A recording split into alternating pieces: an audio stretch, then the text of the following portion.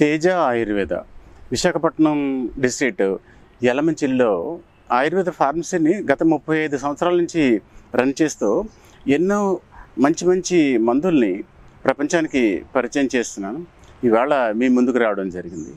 Gastric irritation, irregular bowl moment, మరి irritable bowel syndrome, ఇలా రకరకాలుగా ఏది పిలిచినప్పుడు కూడా it's a problem of digestive system.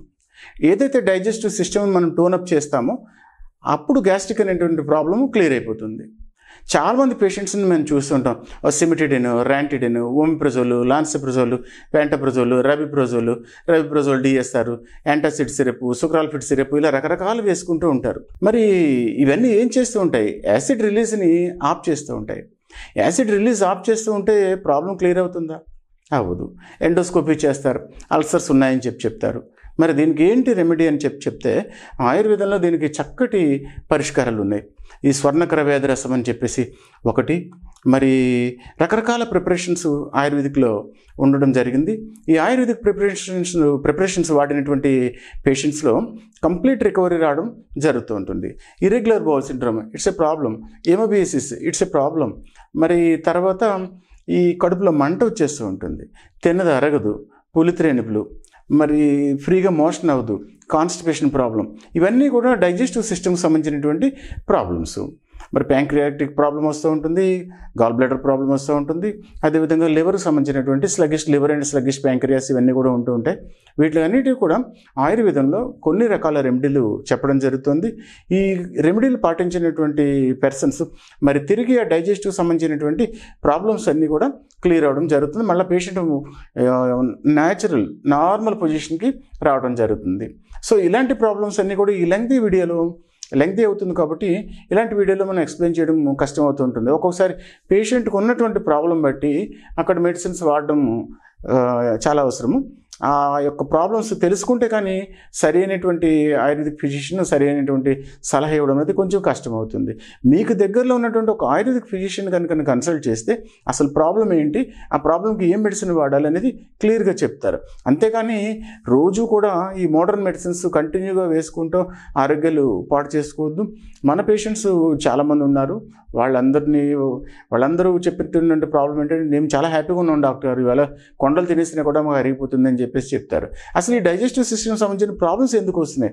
ఎండుమిరపకాయ, హెవీగా ఉప్పు తీసుకోవడం, మరి అదేవిధంగా మసాలాలు తీసుకోవడం, ఈ యొక్క సోకాల్డ్ రిఫైన్డ్ ఆయిల్స్ తీసుకోవడం, మరి టైంకి భోజనం చేయకపోవడం, భోజనం చేసిన వెంటనే అటు ఇటు పచారులు చేయకుండా తినేసి పడుకోవడం, ఒక డిఫరెంట్ టైమింగ్స్ మెయింటైన్ చేయకపోవడం. ఇప్పుడు ఒక చెరువులోకి వెళ్ళి మనం ఒక 10 అన్నం మెతుకులో 20 అన్నం మెతుకులో చెరువులో వేస్తే ఏమవుతుందంటే ఆ టైంకి రోజు చెరువులోంచి చేపలు బయటకు వస్తాయి. అలా ఒక నెల రోజులు వేసి 31st డే మనం మెతుకులు వేయకపోయినా సరే సరిగ్గా అదే టైంకి పైకి వస్తాయి. ఎందుకు వస్తాయి? వాటికి డైజెస్టివ్ ఎంజైమ్స్ ఆ టైంలో సెక్రెట్ అవుతాయి కాబట్టి ఆ టైంలో అవి బయటకు వస్తాయి. అంటే మనం రెగ్యులర్గా ఒక టైం ప్రకారం కనుక ఆహారం తీసుకుంటే 3 పూట్ల ఆహారం తీసుకోవాలి. ఒక టైం మెయింటైన్ చేస్తే కనుక ఆహారం తీసుకుంటే అసలు డైజెస్టివ్ సమస్యలు అస్సలు రావు. అంటే రిఫైన్డ్ ఆయిల్ ఒకటి, మైదా పిండి ఒకటి, మరి మనం వాడుతున్న సాల్ట్ ఒకటి, ఎండుమిరపకాయ ఒకటి, ఇలాంటివి కొన్ని, మైదాపిండి ఒకటి, ఇలాంటివి కొన్ని వస్తువుల్ని మనము అవాయిడ్ చేయగలిగితే డైజెస్టివ్ సమస్యలు అనేవి అసలు రాకుండానే చేసుకోవచ్చు.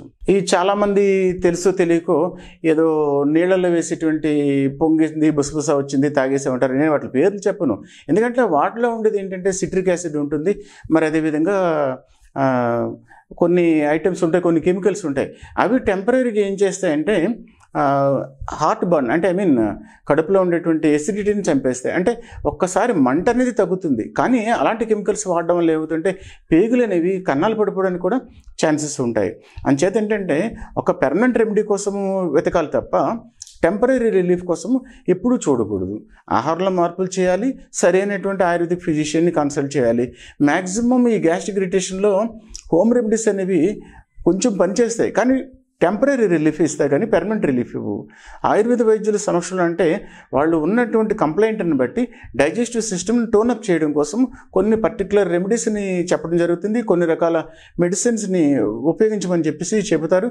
అలాంటి సలహా తీసుకోవాలి తప్పించి మ్యాక్సిమం నేనైతే గ్యాస్ట్రిక్ ఇరిటేషన్ ఈ ప్రాబ్లమ్స్కి అసలు ప్రాబ్లం ఏంటి, మెడిసిన్ ఏంటి వాడాలి, ఈ 2 పాయింట్లు చూస్తే కానీ చాలామంది పేషెంట్స్కి ట్రీట్ చేయను నేను.